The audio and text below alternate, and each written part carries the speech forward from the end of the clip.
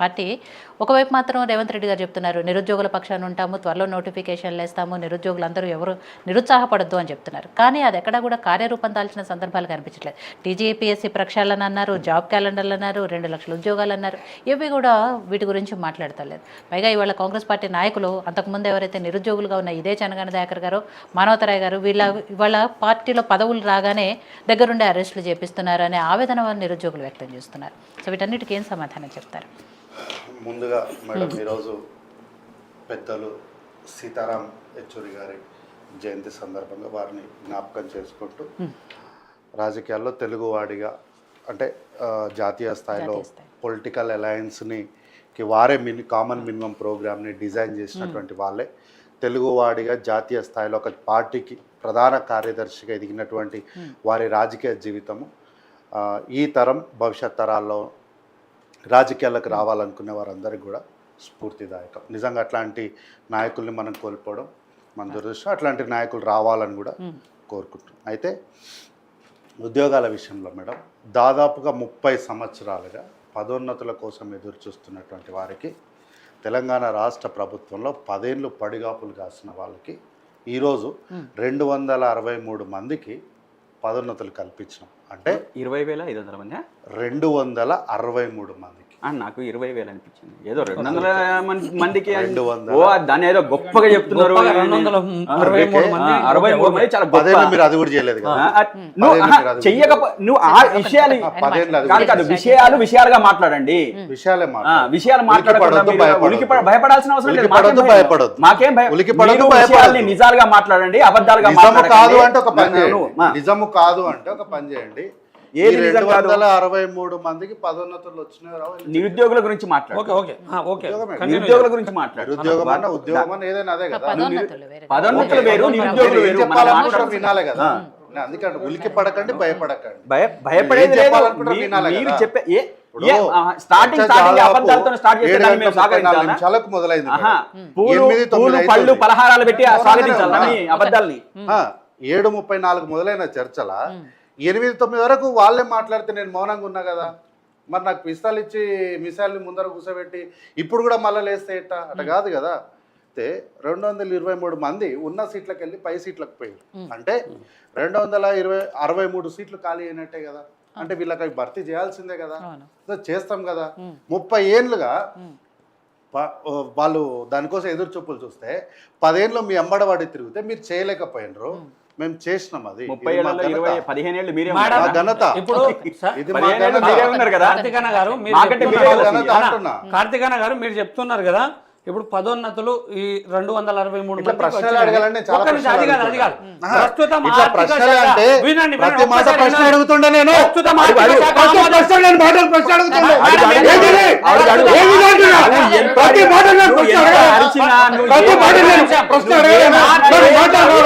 గొంతు లేదా మీ గొంతు నేను మౌనంగా కూర్చోలేదు. నేను ఇప్పుడు చెప్తా ఉన్నాను. ఆర్థిక శాఖ ఆమోదం పొందినటువంటివి ఇప్పుడు 50,000 ఉద్యోగాలు ఉన్నాయి. 50,000 ఉద్యోగాలు ఎందుకు నింపట్లేదు? ఇప్పుడు రెచ్చిపోవడానికి ఇక్కడ ఉన్న బీఆర్ఎస్ పార్టీ కాదు, కాంగ్రెస్ పార్టీ, ప్రజాప్రభుత్వం. మీరు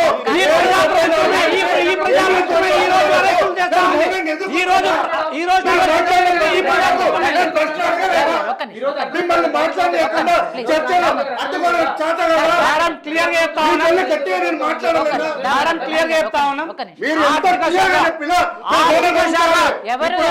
ఇచ్చినటువంటిది 50,000 ఉద్యోగాలు ఉన్నాయి. ఆర్థిక శాఖ ఆమోదం పొంది 6,000 ఉన్నాయి. పవర్ సెక్టార్ లో 5,368 పోస్టులు ఉన్నాయి. ఎస్ఐపిసిలో 20,000, డిఎస్సిలో 20,000 ఉద్యోగాలు. ఇవన్నీ ఆర్థిక శాఖ క్లియర్ గా ఇచ్చింది. చెప్పాలి ఇప్పుడు ఇది మాత్రం చెప్పాలి. దీని మీద కూడా చెప్పాలి. ఆ నోటిఫికేషన్ ఎందుకు ఇవ్వట్లేదని ఆయన ఆన్సర్ చేయనివ్వండి ఫస్ట్. తర్వాత మళ్ళీ ఏమైనా డౌట్లు ఉంటే మళ్ళీ మాట్లాడతాం. చెప్పండి కార్తిక్ గారు. కాబట్టి ఈ 263 మందికి 30 ఏళ్ళు పెండింగ్ ఉన్నదాన్ని 10 ఏళ్ళు తెలంగాణ రాష్ట్రం వస్తే మాకు అవుతుందని ఆశపడిన ఉద్యోగులకి మీరు ఏం చేసి ఏమీ చేయలేదు మీరు వాళ్ళకి. కానీ ఈరోజు మేము చేసినాం. మేము ఈరోజు చేసాం 263 మందికి పదోన్నతులు ఇస్తే ఈ 263 మందిని పైకి పంపిస్తే ఆ సీట్లు ఖాళీ అయ్యాయి. వాటిని ఫిలప్ చేయాల్సిన బాధ్యత ఉంది, చేస్తాం. సో ఈ 263 మందిని ఫిలప్ చేయకపోవడము, నిరుద్యోగ బ్యాలెన్స్ అంటే ఆ కచ్చరా పేరుకుపోవడానికి కారణం మీరు కాదా? మీరే కదా. అయితే రాజీవ్ యువ వికాసం అంటున్నారు మేడం. రాజీవ్ యువ వికాసము ప్రభుత్వం ఏదైతే క్లియర్గా ఇచ్చేయగలదో ప్రభుత్వం నుంచి ఇచ్చేసినాం.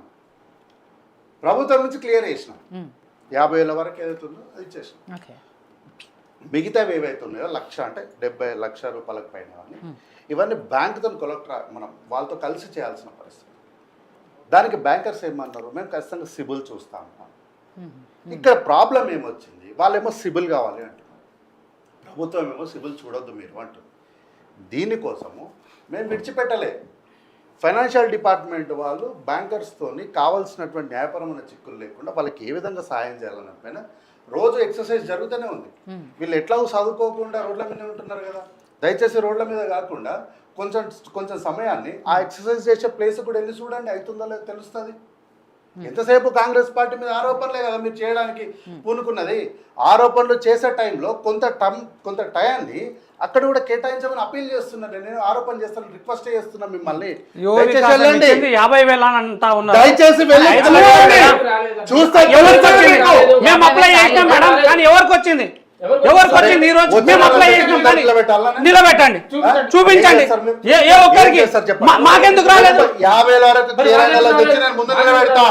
నీకు రాకపోతే ఎవరికి రాలేదని కాదు, నీకు రాకపోతే ఎవరికి రాలేదు ఒక్కరికి కాదు, ఏ ఒక్కరికి వచ్చిందనేటువంటి మీరే పోల్ పెట్టండి మేడం. మీకు తెలిసిన వాళ్ళలో మీ ఫ్రెండ్స్ ఏ ఒక్కరికి రాలేదు, ఏ ఒక్కరికి రాలేదు. ఒక పోల్ పెట్టండి మేడం, తెలుస్తుంది.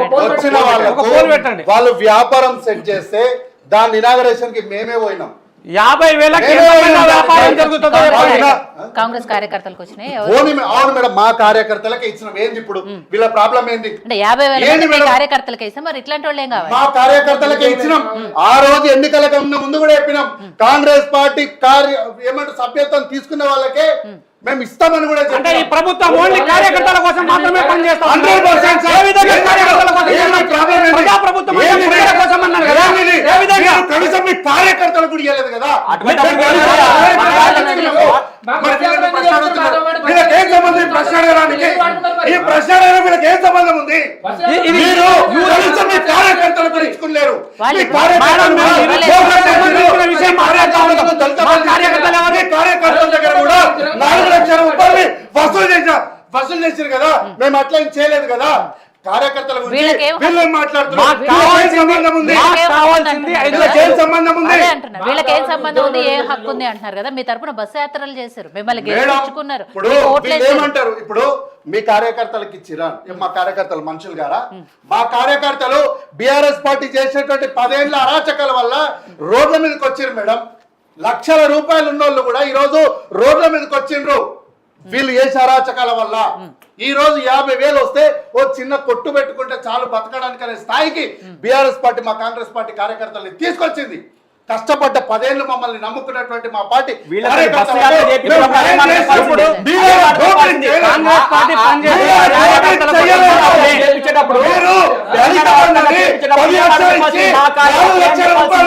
వసూలు చేసిరని మేమంటలేము.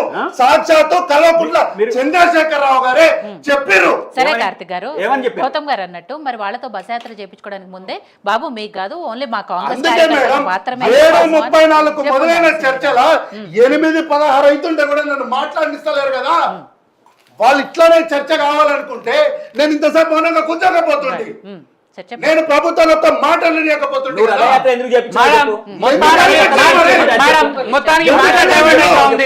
ఇది ఏంటంటే కాంగ్రెస్ బీఆర్ఎస్ పార్టీ నిరుద్యోగులు, వీళ్ళు బీఆర్ఎస్ పార్టీ నిరుద్యోగులు అని ఇందుకే అనేది.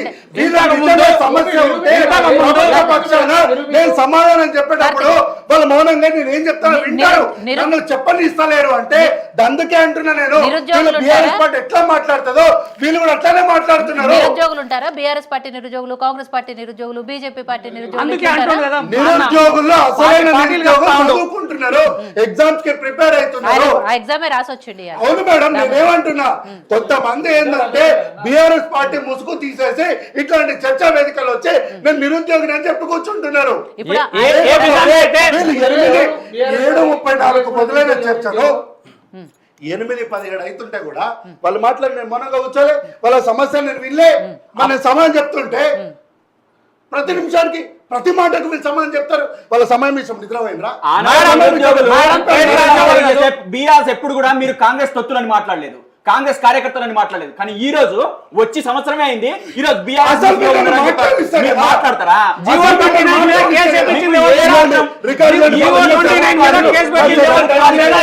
సిగ్గు, శరము, మానం, మర్యాద ఏది లేదు ఈ ప్రభుత్వం. వాళ్ళ జీవితాన్ని బలంగా పెట్టి ఈ రోజు బతుకుతే ఒకసారి రోడ్డు మాట్లాడతారా? వాస్తవంగా చెప్తున్నా, ఈ రోజు నిజంగా వాళ్ళ కన్నీళ్ళ మీద, వాళ్ళ కడగళ్ళ మీద, వాళ్ళ కడుపు కోప మీద ఈ రోజు ప్రభుత్వం ఏర్పడి ఇష్టం వచ్చినట్టు మాట్లాడతారా? బీఆర్ఎస్ అని ఏ విధంగా అంటారు? వాళ్ళకు ఏ విధంగా అంటారు చెప్పండి. మీరు ఆ రోజు బస్సు యాత్ర ఎందుకు చేయించారు? మీ కార్యకర్తలకే మీరు న్యాయం చేయించుకుని ఉంటే వాళ్ళ బస్సులలో పోయి వాళ్ళ తల్లిదండ్రుల కాళ్ళు ఎందుకు పంపించుకున్నారు? ఎందుకు చేయించుకున్నారు? అది చెప్పండి, సమాధానం చెప్పండి. సమాధానం చెప్పకుండా నేను ఇష్టం వచ్చినట్టు చెప్తే నేను చెప్పిందే శాసనం అని మాట్లాడుతున్నా. ఒక 2 నిమిషాలు ఆయన మాట్లాడిస్తే 263 మందికి పదోన్నతులు ఇచ్చిన మన వెంటనే ముగ్గురు లేచారు. అవును, 263 మందికి ఈ నిరుద్యోగులకి ఏం సంబంధం మేడం? ఏమైనా సంబంధం?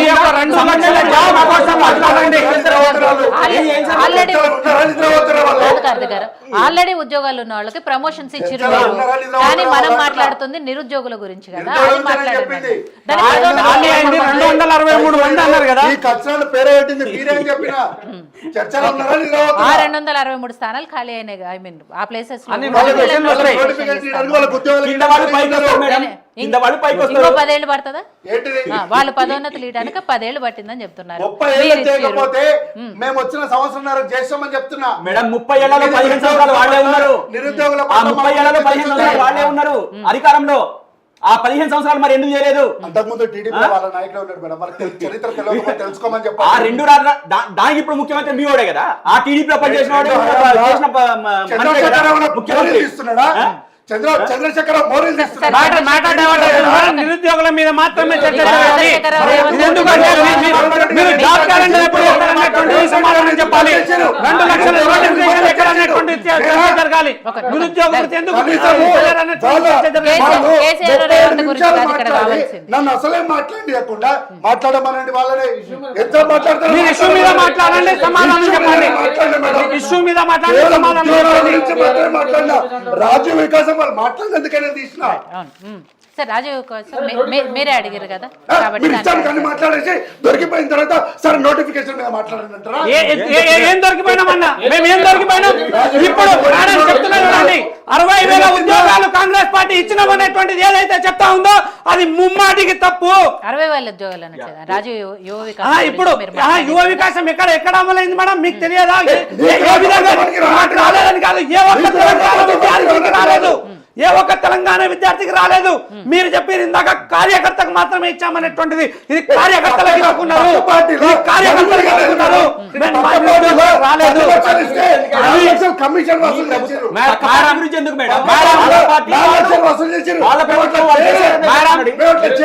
ఏదైతే నిరుద్యోగ విషయం అయితే ఉందో మీరు చేయలేదు కరెక్టే, కానీ విషయాలు మాట్లాడి నేను సమాధానం చెప్తే అవన్నతో నిరుద్యోగుల గురించి మాట్లాడండి. నిరుద్యోగుల గురించి మాట్లాడాలనుకుంటే ఇప్పుడు రేవంత్ రెడ్డి గారు ఏదైతే 60,000 ఉద్యోగాలు ఇచ్చినామని అనుకుంటున్నామో అందులో 10,619 ఉద్యోగాలు మాత్రమే కాంగ్రెస్ పార్టీ ఇచ్చింది. తర్వాత అంతకు ముందు ఉన్నటువంటి గత ప్రభుత్వం 47,503 ఇచ్చింది. ఇయర్తో సహా చెప్తాను మేడం, మనం ఇయర్తో సహా చెప్తా ఉన్నాను. ఒకటి 2002లో